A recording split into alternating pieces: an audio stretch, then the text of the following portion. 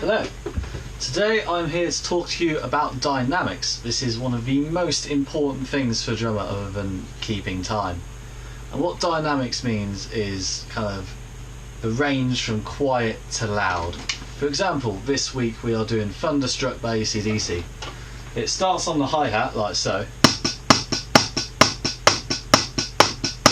It's not too loud, not too quiet, it's got like a loud hit and a quiet hit.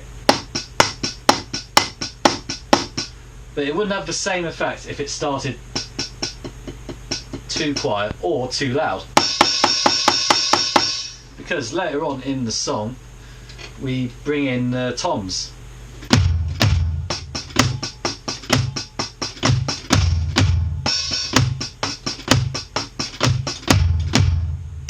And these toms, they are loud, they gotta have that impact. So when you go back to the hi-hat,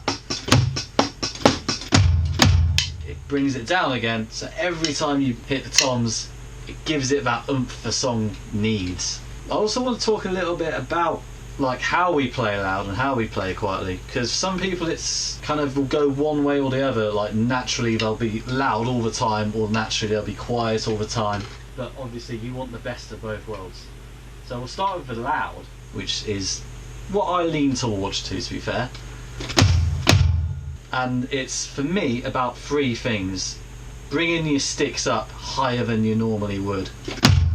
The higher you bring them up, the further you bring them down. And with speed as well. The second thing, did I say two things or three things? Oh, I'm just going to do two things. It's about physical strength as much as anything else. But more importantly, the third thing actually is the wrists. As well as bringing them up, you have to turn your wrist just before you strike the toms, or whatever it is you want to hit hard. So you bring them up high, you just turn your wrists as you bring them down, and you just have that strength to go with it.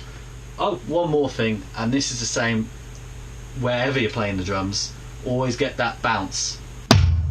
You never, and I mean never, play your drums so that the stick stays on the tom. You just don't do it. It's bad for the drum, the stick, and even you in the long run. Plus, you can't really tell on these because they're, you know, electric drums made of rubber. But if that was on a real drum kit, it would actually dampen the sound, so it's anti-productive as well. Always get that bounce back. Okay, that's enough about playing loud. So for playing quiet, one thing I like to think is if you just tap your leg to the point where, you know, you obviously feel it, but it's not hurting you or stinging you in any way. That is the kind of strength you need for ghost notes or quiet hits. I could play that on my leg and it won't hurt. Ghost notes, these are also known as grace notes. So if we're playing a beat, and those were the quiet offbeats I had in there. And now we want to combine the two, just as a build-up generally on the snare and tom free, where you start quiet and yeah, build up the volume. So like a